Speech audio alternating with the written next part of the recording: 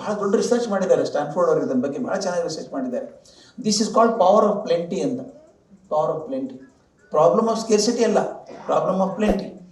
ನೀವು ಮಗು ಕೇಳೋದಕ್ಕಿಂತ ಹೆಚ್ಚು ರಾಶಿ ರಾಶಿ ತಂದು ಕೊಟ್ಟರೆ it is don't bother about it.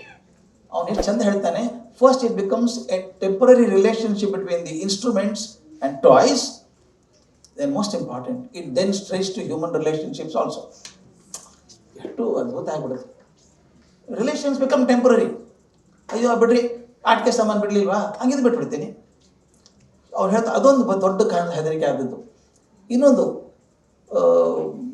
ನಾವು ಮಕ್ಕಳಿಗೆ ಪ್ರಯತ್ನ ಮಾಡೋದಕ್ಕೆ ಬಿಡೋದೇ ಇಲ್ಲ.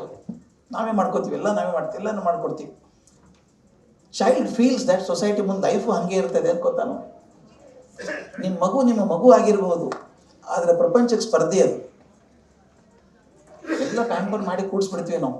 ಮಗುಗೆ ಹೋದಾಗ ಶಾಕ್ ಆಗಿಬಿಡುತ್ತೆ ಒಂದ್ಸಲ. Is it true? ಹಿಂಗಾಗ್ತದ? ಫೇಲ್ ಆಗಿಬಿಟ್ರೆ ದೇ ಕಾನ್ ಟೇಕ್ ಇಟ್. ಈ ಪರಿಸ್ಥಿತಿ ಬಂದು SLC ಹುಡುಗರು ಪೀಸ್ ಯಾಕೆ ಆತ್ಮಹತ್ಯೆ ಮಾಡ್ಕೋತಾರೆ? ಅವ್ರು ಫೇಲ್ ಆಗಿ ಗೊತ್ತಿಲ್ಲ ಅವ್ರಿಗೆ ಏನಾಗ್ಬಿಡುತ್ತೋ. ನಾನು ಎಷ್ಟೋ ಸಲ ಹೇಳ್ತೀನಿ, ಪರೀಕ್ಷೆಯಲ್ಲಿ ಫೇಲ್ ಆಗೋದು is a fail in an attempt ಅಷ್ಟೇ. ಒಂದು ಪ್ರಯತ್ನದಲ್ಲಿ ಫೇಲ್ ಆದದ್ದು, ಜೀವನದಲ್ಲಿ ಫೇಲ್ ಆದದ್ದಲ್ಲ. ಇನ್ನೂ 10 ಪ್ರಯತ್ನ ಮಾಡ್ಬೋದಲ್ಲ, ಏನು ತೊಂದರೆ ಇದೆ? ಅದನ್ನು ನಾವು ಕಲಿಸಲೇ ಇಲ್ಲ.